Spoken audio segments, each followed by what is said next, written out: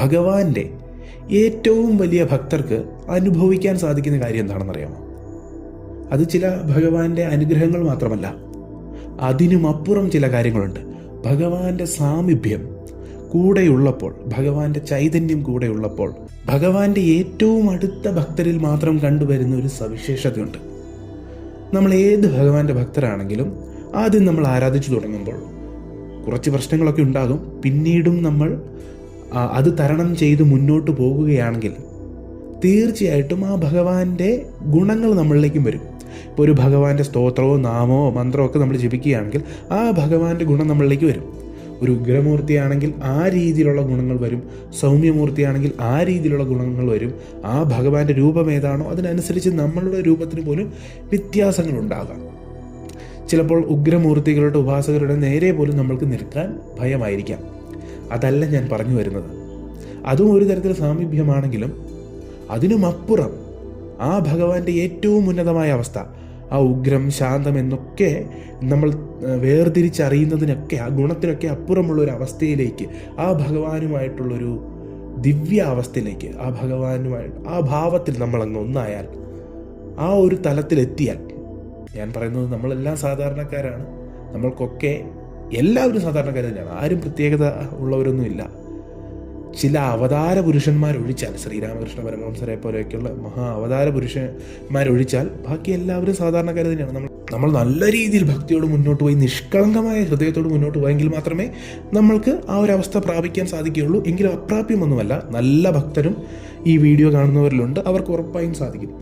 അങ്ങനെ സാധിച്ച ഭക്തരിൽ കാണുന്ന വ്യത്യാസം എന്താണെന്നറിയാമോ? ആ ഭഗവാന്റേതായ ഗുണങ്ങൾ മാത്രമല്ല, അതിനപ്പുറമുണ്ടാകുന്ന ഒരു വലിയ സവിശേഷതയുണ്ട്. ഞാൻ മുൻപ് പറഞ്ഞതുപോലെ ഒരു ഉഗ്രമൂർത്തിയുടെ ഭക്തൻ്റെ അടുത്ത് ചെന്ന് കഴിഞ്ഞാൽ നമ്മൾക്ക് ആ ഭഗവാന്റേതായ അനുഭവങ്ങളുണ്ടാകും. അല്ലെങ്കിൽ ആ ഉഗ്രമൂർത്തിയെ കാണുന്നത് പോലെ തന്നെ ഇരിക്കും, നമുക്കൊരു ഭയം തോന്നുമെന്നൊക്കെ നമ്മൾ പറയും. എങ്കിൽ ശ്രീരാമകൃഷ്ണ പരമഹംസർ കാളീദേവിയുടെ ഏറ്റവും വലിയ ഭക്തരാണ്. എങ്കിൽ ശ്രീരാമകൃഷ്ണ പരമഹംസരുടെ അടുത്ത് ചെല്ലുമ്പോൾ നമ്മൾക്ക് ഭയമാണോ തോന്നുന്നത്? അല്ല. കാരണം അദ്ദേഹം തന്നെ ഒരു കുട്ടിയായിട്ട് കരുതിയാണ്, ആ ഭാവത്തോടു കൂടിയാണ് ഭഗവതി ആരാധിച്ചത് എന്നുള്ളൊരു വാദം വരുമെങ്കിലും അതിനുമപ്പുറം വേറൊരു കാര്യമുണ്ട്. ഭാമാക്കേബയും അങ്ങനെ തന്നെയാണ് ആരാധിച്ചത്. പക്ഷേ ഈ രണ്ട് ഗുരുക്കന്മാരുടെ അടുത്ത് ചെന്നാലും നമ്മൾക്ക് തോന്നുന്ന ആ ഒരു അനുഭൂതി എന്തായിരിക്കും? തീർച്ചയായും അത് ഭയമല്ല, മറിച്ച് ശാന്തതയാണ്. നമ്മൾ ഒരു നല്ല ഭക്തൻ്റെ അടുത്ത് ചെന്ന് കഴിഞ്ഞാൽ, വലിയ ഭക്തരുടെ അടുത്ത് ചെന്ന് കഴിഞ്ഞാൽ തീർച്ചയായും അവരുടെ സാമീപ്യം തന്നെ നമ്മളെ ശാന്തമാക്കാൻ ശേഷിയുള്ളതായിരിക്കും. എത്ര വലിയ കലുഷിതമായ മനസ്സുകൊണ്ട് ചെന്നാലും, എത്രയധികം ഭ്രാന്തമായ അവസ്ഥയിൽ പോലും നമ്മൾ ഇരുന്നാൽ പോലും, അത്രയ്ക്കും മാനസികമായി പിരിമുറുക്കത്തിൽ ഇരുന്നാൽ പോലും നമ്മൾ പറയില്ല, ചില ക്ഷേത്രങ്ങളിൽ ചെന്ന് കഴിഞ്ഞാൽ എൻ്റെ മനസ്സിന് ശാന്തി കിട്ടുമെന്ന്. അതിൻ്റെ എത്രയോ ഇരട്ടി നല്ലൊരു ഭക്തൻ നമ്മളുടെ അടുത്ത് വന്നാൽ, അല്ലെങ്കിൽ ആ ഒരു ഭക്തൻ്റെ അടുത്തേക്ക് നമ്മൾ ചെന്നാൽ നമ്മൾക്കുണ്ടാകുമെന്നറിയാമോ? അവരെ കാണുമ്പോൾ നമുക്ക് സന്തോഷവും ആഹ്ലാദവും അവരുടെ അടുത്ത് കൂടുതൽ നേരം ചിലവഴിക്കാനും തോന്നും. ഒരു ക്ഷേത്രത്തിലിരുന്ന് ധ്യാനിച്ച, അല്ലെങ്കിൽ നമ്മളൊരു ധ്യാനം കഴിഞ്ഞ് എങ്ങനെ അനുഭവം ഉണ്ടാവുമോ അതേ അനുഭവം ഒരാളുടെ സാമീപ്യം കൊണ്ടുണ്ടായാൽ, കലുഷിതമായ ആ മനസ്സടങ്ങിയാൽ, എല്ലാം കൊണ്ടും നമ്മൾക്കൊരു ശാന്തത സംഭവിച്ചാൽ, അദ്ദേഹത്തിൻ്റെ അടുത്തിരിക്കാൻ തോന്നിയാൽ, ഒരു കൊച്ചുകുട്ടിയുടെ അടുത്തിരിക്കുമ്പോൾ എന്ത് ആനന്ദം തോന്നും, അത് തന്നെ ഒരാളെ കാണുമ്പോൾ നമ്മൾക്ക് തോന്നിയാൽ തീർച്ചയായും അദ്ദേഹം ഒരു മഹാപുരുഷനായിരിക്കും, അല്ലെങ്കിൽ ഒരു മഹാഭക്തനായിരിക്കും, ഒരു പരാഭക്തനായിരിക്കും. ഇപ്പോൾ ഞാൻ മുൻപ് പറഞ്ഞതുപോലെ ശ്രീരാമകൃഷ്ണ പരമഹംസരുടെ കഥ പോലെ തന്നെ നമ്മൾ മനസ്സിലാക്കേണ്ട കാര്യമാണ്. നരസിംഹസ്വാമിയുടെ ഏറ്റവും വലിയ ഭക്തനാരായിരുന്നു. നരസിംഹസ്വാമി അവതാരം പോലും ആർക്ക് വേണ്ടിയാണ് ചെയ്തത്? പ്രഹ്ലാദന് വേണ്ടി. ആ പ്രഹ്ലാദനെ കണ്ടാൽ നമ്മൾക്ക് ഭയമാണോ ശാന്തതയാണോ തോന്നുന്നത്? തീർച്ചയായും ശാന്തതയാണ് തോന്നുന്നത്. ബുദ്ധനെ കണ്ടാലോ ശാന്തതയാണ് തോന്നുന്നത്. അതുകൊണ്ട് തന്നെ എല്ലാ മഹാപുരുഷന്മാരെ എടുത്തു നോക്കിയോളൂ, ഭാമാക്കേബെ ആയിക്കൊള്ളട്ടെ, ഏത് മഹാപുരുഷനെ എടുത്തു നോക്കിയോളൂ, ഏത് മഹാഭക്തനെ എടുത്തു നോക്കിയോളൂ, നമ്മൾക്ക് തോന്നുന്ന ഒരു കാര്യം, അവരുടെ സാമീപ്യം കൊണ്ട് നമ്മൾക്കുണ്ടാകുന്നത് ശാന്തതയാണ്. നമ്മളുടെ മനസ്സ് ശാന്തമാകും, ആത്മീയമാകും, നമ്മൾക്ക് വേറൊന്നും വേണ്ട എന്നുള്ള അവസ്ഥയാവും. എങ്കിൽ നമ്മളിലേക്ക് എല്ലാം തേടിയെത്തും. ഒന്നും വേണ്ട എന്ന് നമ്മൾ വെക്കുമ്പോഴാണ് എല്ലാം നമ്മളിലേക്ക് തേടിയെത്തുന്നത്. ആ ഒരു അവസ്ഥയിലേക്ക് നമ്മൾ മാറും. അതുകൊണ്ട് തന്നെയാണ് നമ്മൾക്കറിയാം, പല വിദേശികളായിട്ടുള്ള ആളുകൾ പോലും നമ്മളുടെ ഭാരതത്തിലേക്ക് പല ഋഷിമാരെയും യോഗിമാരെയും കാണാൻ ഒഴുകി എത്തിക്കൊണ്ടിരിക്കുന്നത്.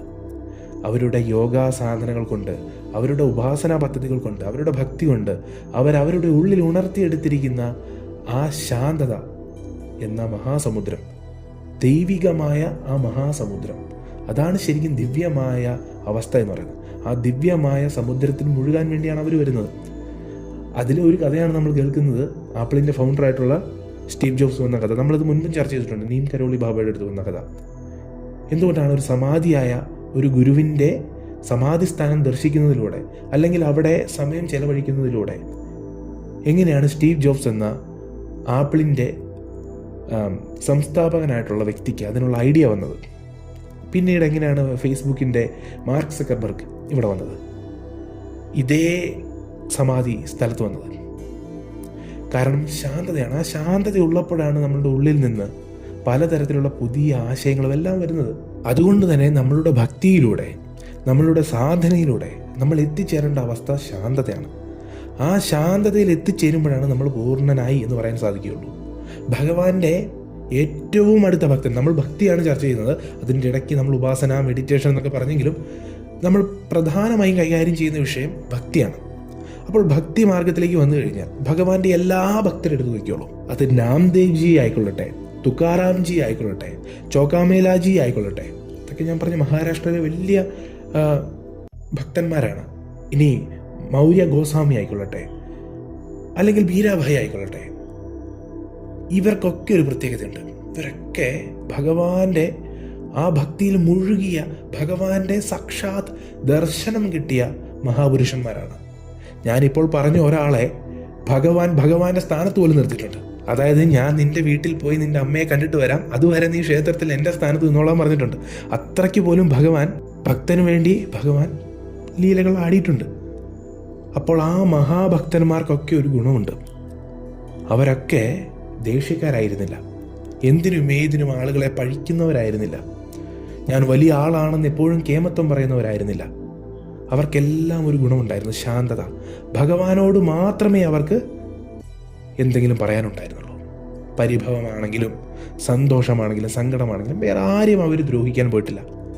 അവരും ഭഗവാനും മാത്രമുള്ള ലോകമായിരുന്നു അവരുടേത്. അതിൽ ശാന്തത മാത്രമേ ഉണ്ടായിരുന്നുള്ളൂ. അതുകൊണ്ട് തന്നെ അവരുടെ സാമീപ്യം പലരിലും സന്തോഷമുളവാക്കിയിരുന്നു. അതുകൊണ്ട് തന്നെ അവരുടെ അടുത്ത് നിൽക്കാൻ പലരും കൊതിച്ചിരുന്നു. അതുകൊണ്ടാണ് നല്ല ഭക്തർ എവിടെ നിന്നാലും ഒരു നോട്ടീസ് പോലും അടിക്കണ്ട, ഒരു സോഷ്യൽ മീഡിയയിൽ ഒരു പോസ്റ്റ് പോലും ഇടണ്ട, നല്ല ഭക്തർ എവിടെയുണ്ടോ അങ്ങോട്ട് ജനം ഒഴുകിയെത്തും. കാര്യം എന്താണ്? ഭഗവാന്റെ സാന്നിധ്യം അവിടെയുണ്ട്. നമ്മൾ എന്തുകൊണ്ടാണ് ക്ഷേത്രത്തിൽ പോകുന്നത്? നമ്മൾക്ക് അപ്രാപ്യമായിട്ടുള്ള, നമ്മളെക്കാൾ വലിയൊരു ശക്തി ക്ഷേത്രത്തിലുണ്ട് എന്നുള്ള ബോധ്യമുള്ളതുകൊണ്ടാണ് ശക്തിയുള്ള ക്ഷേത്രങ്ങളിലേക്ക് ആളുകൾ ഓടിയെത്തുന്നത്. അതുപോലെ തന്നെ ഒരു ഭക്തൻ്റെ കൂടെ ഭഗവാന്റെ സാന്നിധ്യമുണ്ടെങ്കിൽ ശാന്തിക്കായും സമാധാനത്തിനായും നമ്മൾ ആ ഭക്തൻ്റെ അരികിലേക്ക് ഓടിയെത്തും. നമ്മൾ പലരും പോയിട്ടുണ്ടായിരിക്കും, ഞാനും ഇത് കേൾക്കുന്ന പലരും പലപ്പോഴും നമ്മളെക്കാൾ വലിയ ശക്തികൾക്ക് മുന്നിൽ പ്രണമിച്ചിട്ടുണ്ടായിരിക്കും. ആ പ്രണമിക്കുന്നത് പേടി കൊണ്ടല്ല, നമ്മൾക്ക് ശാന്തി ഏകിയ എന്തോ അവരിലുണ്ട്. എനിക്ക് ഇത്രയും നേരം ശാന്തി തന്നില്ല, അതുകൊണ്ടാണെന്ന്. അപ്പോൾ ഇവിടെ നമ്മൾ മനസ്സിലാക്കേണ്ട ഒരു കാര്യമുണ്ട്, നമ്മളിൽ ഭക്തി വന്നാലും, അല്ലെങ്കിൽ ഒരു നല്ല ഭക്തനാണെന്ന് മറ്റൊരാളെ എങ്ങനെ വിലയിരുത്താമെന്ന് ചോദിച്ചാൽ, അവരുടെ സാമീപ്യം കൊണ്ട് നമ്മൾക്ക് ശാന്തി ലഭിക്കുന്നുണ്ടോ? ഇനി നമ്മളുടെ നാമജപം കൊണ്ടും സ്തോത്രജപം കൊണ്ടും നമ്മൾക്ക് ശാന്തി, മനസ്സിന് സമാധാനം കിട്ടുന്നുണ്ടോ? നമ്മളുടെ മനസ്സടങ്ങിയോ? മറ്റുള്ളവരോടുള്ള ദേഷ്യം കുറഞ്ഞോ? നമ്മൾ മറ്റുള്ള ആളുകളെക്കുറിച്ച് അപവാദം പറയുന്നത് നിർത്തിയോ? അങ്ങനെയൊക്കെയുള്ള കാര്യങ്ങൾ കൊണ്ടാണ് മറ്റൊരാളെ കബളിപ്പിക്കുന്നുണ്ടോ, ദേഷ്യപ്പെടുന്നുണ്ടോ, സങ്കടപ്പെടുത്തുന്നുണ്ടോ എന്നുള്ളതിനെല്ലാം അടിസ്ഥാനപ്പെടുത്തിയാണ് ഒരാൾ ഭഗവാന്റെ എത്ര അടുത്ത ആളാണ്, എത്ര വലിയ ഭക്തനാണെന്ന് നമുക്ക് മനസ്സിലാക്കാൻ സാധിക്കുള്ളൂ. പ്രത്യേകിച്ച് ഭക്തിയിൽ ആർക്കും ആഡംബരമുണ്ടായിരിക്കില്ല. മനുഷ്യരിൽ മനുഷ്യനായി, സാധാരണക്കാരിൽ സാധാരണക്കാരനായി നമ്മളുടെ കൂടെ നടക്കുന്ന ആളായിരിക്കും ചിലപ്പോൾ മഹാഭക്തൻ. പക്ഷെ അദ്ദേഹത്തെ കാണുമ്പോൾ തിരിച്ചറിയാൻ പറ്റുക എന്ന് പറയുന്നത് ഒരു ദൈവാനുഗ്രഹം. നമുക്ക് കാണുമ്പോഴേ അറിയാം വലിയ ഭക്തനാണെന്ന്. അപ്പോൾ അങ്ങനെ ഒരുപാട് ഭക്തരുണ്ട്. അങ്ങനെ ഒരു ഭക്തനായി നമ്മളും മാറാൻ ശ്രമിക്കുക. നമ്മൾ ആരോടും ദുഷിച്ചത് പറയാതെ എല്ലാവരോടും സ്നേഹിച്ചും സഹകരിച്ചും മുന്നോട്ട് പോകുമ്പോൾ, എല്ലാവരെയും ആത്മസഹോദരങ്ങളായി കാണുമ്പോൾ നമ്മൾ മനസ്സിലാക്കണം, നമ്മളുടെ ഉള്ളിലിരിക്കുന്ന ദിവ്യ ചൈതന്യവും ഉണരാൻ തുടങ്ങിയെന്ന്. നമ്മളിപ്പോൾ ചിന്തിക്കും, നമ്മൾ പലപ്പോഴും ദേഷ്യപ്പെടാറുണ്ട്, നമ്മൾ പലപ്പോഴും അപവാദങ്ങൾ പറഞ്ഞു പോകാറുണ്ട്. ഇതൊക്കെ അപ്പോൾ നമ്മളെ ഒരു ഭക്തരാകുന്നതിൽ നിന്ന് വിലക്കുമോ? ഞാൻ പറയുന്നത് ശ്രദ്ധിച്ച് കേൾക്കണം. ഇതൊക്കെ നമ്മൾ അടിച്ചമർത്തിയല്ല ഇല്ലാതാക്കേണ്ടത്. നമ്മൾക്ക് ഓട്ടോമാറ്റിക്കായിട്ട് സ്വതവേ തോന്നണം, ഇത് ശരിയല്ല, ഇതെനിക്ക് ചെയ്യാൻ താല്പര്യം തോന്നുന്നില്ല എന്നുള്ളൊരവസ്ഥയിലെത്തണം. അല്ലാതെ നമ്മൾക്ക് അടിച്ചമർത്തി വെച്ചിട്ട് ഒരു കാര്യമില്ല. അല്ലെങ്കിൽ ഇതൊക്കെ ചെയ്യുന്നത് കൊണ്ട് എനിക്കിനി ഭാവിയിൽ നല്ല ഭക്തനാകാൻ പറ്റുമോ എന്ന് ഒരു ശങ്കയും വേണ്ട. ആർക്കും നല്ല ഭക്തനാകാൻ സാധിക്കും. ഇത് ഞാൻ പറയുന്നതല്ല, ഭഗവാന്റെ ലീലകളിലൂടെ തന്നെ നമ്മൾ എത്ര കണ്ടിട്ടുള്ളതാണ്. അരുണഗിരിനാഥരുടെ കഥ, എത്ര മഹാന്മാരുടെ കഥ. എത്ര മോശം അവസ്ഥയിൽ നിന്നും ദിവ്യനാക്കി മാറ്റാൻ ഭഗവാനെ കൊണ്ട് സാധിക്കും. അതുകൊണ്ട് അതെല്ലാം ഭഗവാനിലേക്ക് വിടുക. നമ്മൾ നാമം ജപിക്കും തോറും നമ്മളുടെ ഉള്ളിലിരിക്കുന്ന മാലിന്യം അകലുകയും നമ്മൾ ഭഗവാന്റെ സാന്നിധ്യത്തിന് പാത്രീഭൂതരാകുകയും ചെയ്യും എന്നുള്ളതാണ് പല ഗുരുക്കന്മാരും നമ്മൾക്ക് പറഞ്ഞു തരുന്ന കാര്യം. നാമത്തിലൂടെ, സ്തോത്രത്തിലൂടെ, ഭഗവാനോടുള്ള ഭാവത്തിലൂടെ മുന്നോട്ട് പോകാനാണ് പറയുന്നത്. അതുകൊണ്ട് ഭഗവാന്റെ ഏറ്റവും വലിയ ഭക്തരിൽ കണ്ടുവരുന്ന അടയാളം എന്താണ്? ഭഗവാന്റെ സാന്നിധ്യമുള്ള, ഭഗവാൻ കൂടെയുള്ള ഭക്തരിൽ കണ്ടുവരുന്ന ആ ഒരു അടയാളം ശാന്തതയാണ്.